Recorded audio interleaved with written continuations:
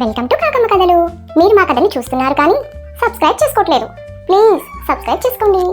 రామలింగం కాళికాదేవి వరం వల్ల గొప్ప కవి అయినాడు. కానీ ఏమి లాభం? ఆ రోజుల్లో అంత పెద్ద కవులను ఆదరించగలవారు తెనాలి చుట్టుప్రక్కన లేరు. ఒక విజయనగరం మహారాజు కృష్ణదేవరాయలు మాత్రం తెలుగు కవులను ఆదరిస్తూ ఉండేవారు. ఆ సంగతి తెలిసి రామలింగం ఎన్నో కష్టాలు పడి విజయనగరం చేరుకున్నాడు. ఇన్ని ప్రయాసలు పడి చేరుకున్నా రాజుగారి దర్శనం దొరకలేదు. రామలింగం ఆ ఊళ్ళో విచారిస్తే రాయలవారి గురువుగారైన తాతాచార్యుల వారిని పట్టుకుంటే రాజు ఆస్థానంలో సులభంగా చేరవచ్చని చెప్పారు. రామలింగం ఆనాటి నుంచి తాతాచార్యుల వారి సేవ చేయటం మొదలుపెట్టాడు. ఇలా 3 మాసాలు శ్రమపడ్డాడు. ఆచార్యుల వారి అనుగ్రహం కలుగలేదు. నీ బోటి కుర్రాలికి రాజుగారి దర్శనమేమిటి? నీ కవిత్వం వారికి వినిపించటమేమిటి?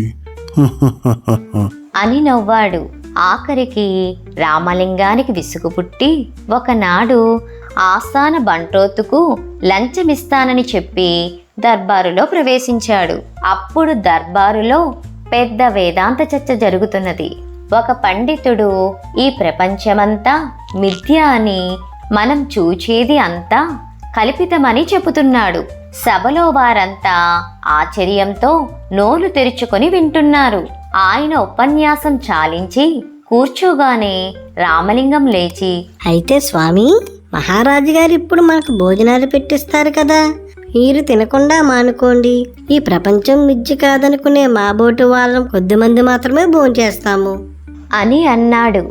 సభలో వాళ్ళంతా గొల్లున నవ్వారు. పాపం వేదాంతి చిన్నబోయాడు. రాయలవారు రామలింగం సమయస్ఫూర్తికి మెచ్చుకొని ఆ స్థానంలో చోటిచ్చారు. రామలింగం కోరిక నెరవేరింది. తాతాచార్యుల వారి పని ఎలా పట్టాలో ఆలోచించడం మొదలుపెట్టాడు. తాతాచార్యుల వారికి తెల్లవారుజామునే లేచి తుంగభద్ర నదికి పోయి స్నానం చేయడం అలవాటు. ఈ సంగతి రామలింగం తెలుసుకొని ఒక రోజున తాతాచార్యుల వారు స్నానం చేస్తుండగా గుడ్డలు తీసి దాచాడు. తాతాచార్యుల వారు స్నానం చేసి బయటికి వచ్చి చూసుకుంటే గుడ్డలు లేవు.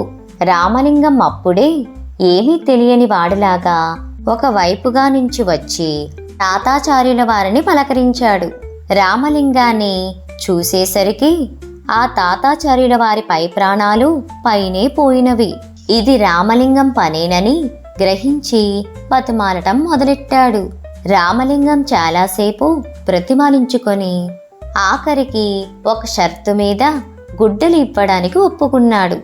అదేమిటంటే తాతాచార్యుల వారు రామలింగాన్ని ఊర్లో దాకా మొయ్యాలి. ఏమి చేస్తాడు పాపం ఆ తాతాచార్యుల వారు? విధి లేక ఒప్పుకున్నాడు. అప్పటికి తూర్పు బాగా తెల్లవారింది. రామలింగాన్ని భుజాల మీద ఎక్కించుకొని ఊర్లోకి వచ్చి పడదామని పరుగు తీయటం మొదలుపెట్టాడు. అప్పటికే ఊర్లో వాళ్ళంతా లేచారు.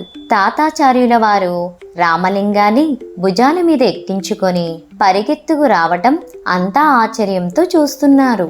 రాయలవారు కూడా లేచి మేడపైకి వచ్చి చూశారు. వారికి గుంపులుగా చేరిన జనము తాతాచార్యుల వారు రామలింగాన్ని మొయ్యటము కనిపించింది. వారికి చాలా కోపం వచ్చింది. బంట్రోతు అని పిలిచి, ఎవరక్కడ? తక్షణమే మీరు వెళ్ళి అతని మీద కూర్చున్న వాడిని దించి తన్నుకుంటూ తీసుకురండి అని ఆజ్ఞాపించాడు.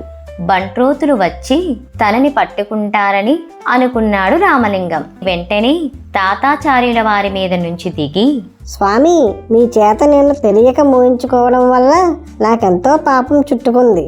మళ్ళీ మిమ్మల్ని నేను మోస్తే తప్ప ఆ పాపం పోదు. దయ ఉంచి నా మీద ఎక్కి కూర్చోండి, మోస్తాను అని బతిమాలాడు. పాపం ఆచార్యుల వారు ఇది నమ్మి రామలింగం మీద ఎక్కి కూర్చున్నారు. కాస్త దూరం పోయారో లేదో రాజుగారి బంట్రోతులు వచ్చి తాతాచార్యుల వారిని రామలింగం మీద నుంచి లాగి బాదుకుంటూ రాయలవారి దగ్గరకు తీసుకెళ్లారు. అరే మీ మొహాల బండ, అరే మీ అమ్మ కొడుకులు కాలా, నేనురా రాజుగారు గురువు గారిని, ఆపండ్రా అని ఎంత మొత్తుకున్నా వాళ్ళు వినలేదు. రాయుల వారికి గురువుగారి అగచాట్లు చూసేసరికి మరింత కోపం వచ్చింది.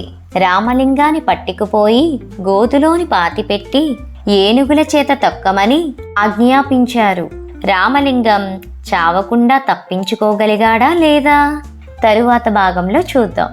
మా ఛానల్ కనుక మీకు నచ్చినట్లయితే లైక్ చేయండి, షేర్ చేయండి, కామెంట్ చేయండి, అలాగే సబ్స్క్రైబ్ కూడా చేసుకోండి.